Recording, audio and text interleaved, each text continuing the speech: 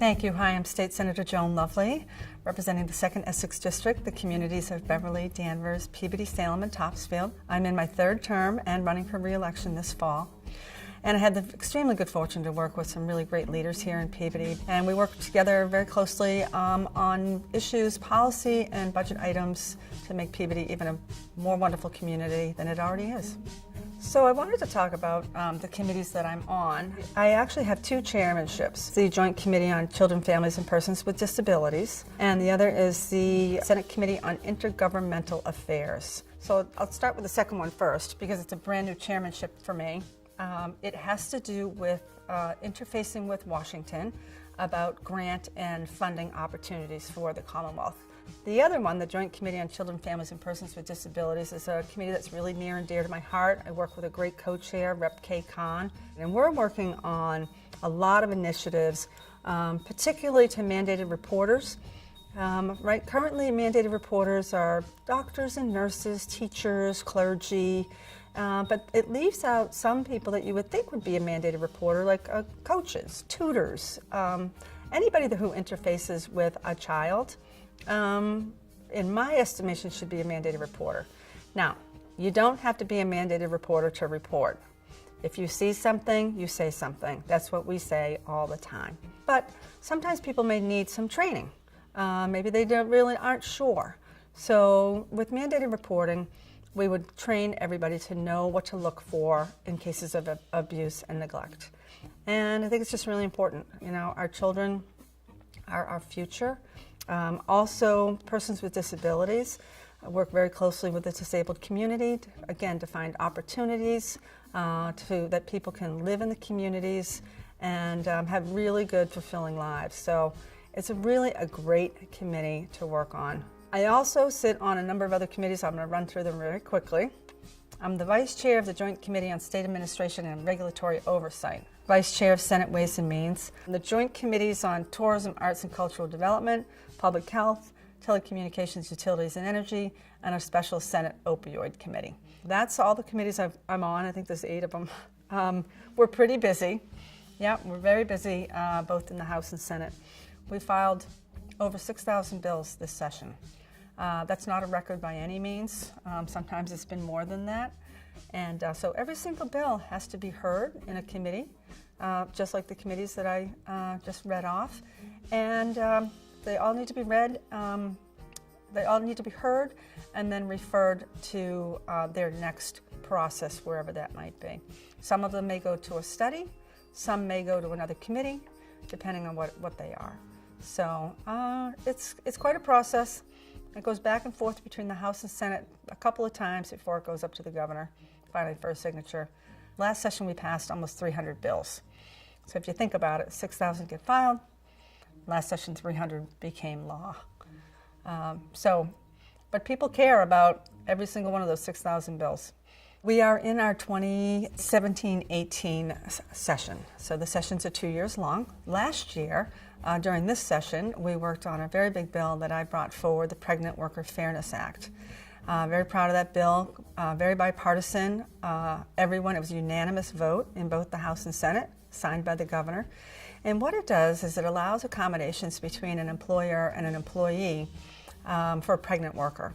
So we know that better than 50% of the workforce are women, and a very high percentage of those women will be pregnant when working at some point in their careers. And so we want to be able to keep these women employed, contributing to their families. So this allows, if there is an accommodation that's needed, it allows for that accommodation. It can be as simple as carrying a water bottle, maybe some extra restroom breaks, maybe a stool to sit on if you're on your feet all day, or if it's a much more strenuous job with a lot of lifting, that there could be an accommodation.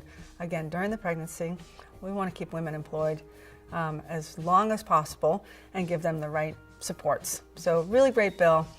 We had a really beautiful signing ceremony last July in the State House. It was really great. Some other bills that we're working on a really big omnibus energy bill. It's in the Global Warming Committee, a committee that I'm not on, but it will allow for more streamlined, again, renewable energies. We want to meet certain benchmarks here in Massachusetts. We seem to be ahead of the curve. Us in California, right here in Massachusetts, we've already said no to coal-fired power plants, so we're reducing our carbon footprint by using less fossil fuels. We're using more wind energy, working on getting hydroelectric out of Canada, and of course solar power. We certainly want to have as much solar power as we can get. So we're working on those parameters to be able to have that happen. And so it's a really great bill that we're working on right now in the Senate. We'll go over to the House, and the House version, they'll also will take a look at it. Another really big bill that we worked on this session, and it's actually in conference committee right now, is the criminal justice reform bill. We are looked at reducing mandatory minimums for low-level, mostly drug offenders.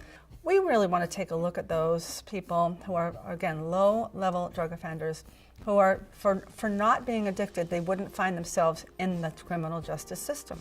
So we want to make sure that, are we going to put them into jail where they're not getting any treatment?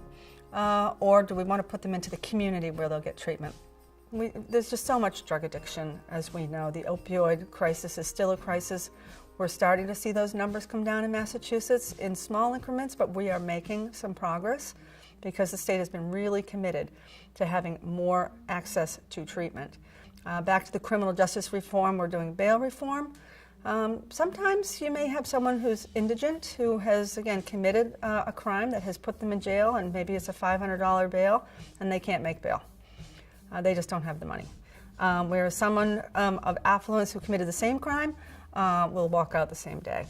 So we want to take a look at the ability to pay. We don't want to house people in jail because they can't get out, because they can't meet a low bail for a low-level crime. So those are an example of some of the things that we're doing for criminal justice reform. The biggest issue right now is housing. We hear from people every single day who are in a housing crisis. When I was running for this office 5 years ago, the big issue was housing children and families in motels and hotels across Massachusetts. But we don't do that anymore. What we do now is we stop homelessness before it starts for families. So what's the issue? Have you lost your job? Have you not been able to make the rent? Do you have a heating issue? Do you need a tank of oil? What is it? Is there a drug issue? Do you need supports there? Do you need some more training to get a better job? Whatever it might be, those supports are in place now for families. As you can see, we're in a very robust real estate market. Houses are selling, premium prices. That's good for the market. Apartments are very high priced too, so that's not good for people that can't afford it. So these are, we're talking about affordable workforce housing. And so what can we do? Do we need some zoning reform to allow for more multifamily housing? Can we do like in-law apartments? Those aren't always allowed by right in every community, but if you could do an in-law apartment, that's terrific. But housing by far right now is the most critical need. So let me tell you about the budget process. The governor files his budget in January. It's called House 1 in the first year of the session. This is the second year session, so it's called House 2. That is a blueprint of the governor's priorities. And so then the House and Senate each take a distinct look at what the governor's priorities are. The House goes first. So right now the House is looking at the budget, and they will add their own priorities. The Senate, we start our internal process today, but we will then put that out to the Senate. Actually coming up in April that we will do that, and then we contemplate it in May. So the Senate will add their priorities. So now at the end, you have 3 different budgets. So what happens? It's another conference committee. And so the conference committee comes together and they reconcile the 3 bills, and that has to be done by the end of the fiscal year, which is June 30th. So there's a hard deadline on that. And the House and Senate and the governor always meet that deadline. So there's lots of priorities in the budget. Chapter 70 for education. We're seeing some bumps in our education budget, very important to our local communities. One program that's particularly important to me is the Turning 22 program. So these are young adults who have graduated from high school, maybe in the autism spectrum, perhaps the Down syndrome, and they need to have continued supports in the community. So when someone turns 22, those supports, those day rehabilitation programs are available to them. Very important to me that that's as robust as it can be in the budget to provide for these families. I talked about tourism. I'm on the tourism committee. Again, important part of the budget is tourism. We are actually a really strong tourism state. People want to come to Massachusetts to visit us. Very important to me and to my communities to make sure that we have these tourism dollars and tourists coming here to enjoy our communities. We also work on Chapter 90, which is our roadways. Again, $40 billion budget. We'll be diving in for the deep dive starting this afternoon. Quickly, there's going to be some ballot questions coming up this fall. One is to raise the minimum wage to $15 an hour. Currently, it's at $11.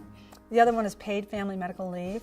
That would allow up to 16 weeks for, if you have a baby or if you adopt a child, if you're caring for a loved one. That comes at a cost as well, so the employer would be required to pay up to 90% of the person's salary.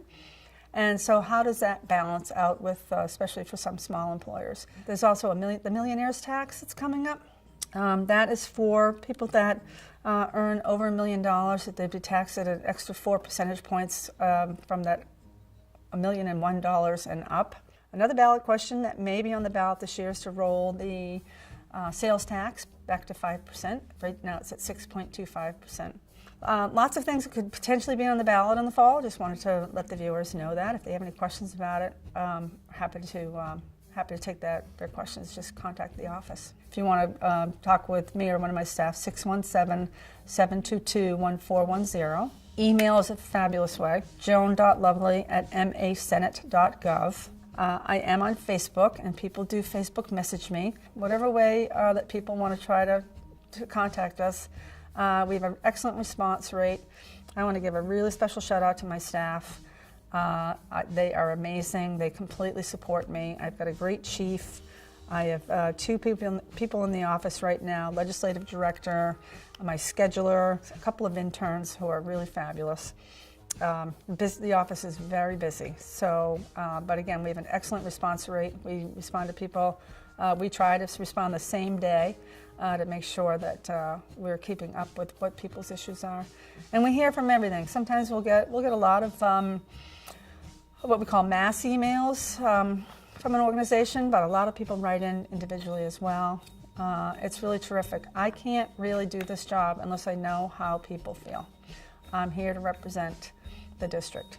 So I encourage people to always please contact the office and let us know what you feel about an issue or a particular bill, whatever it might be. Give us a ring.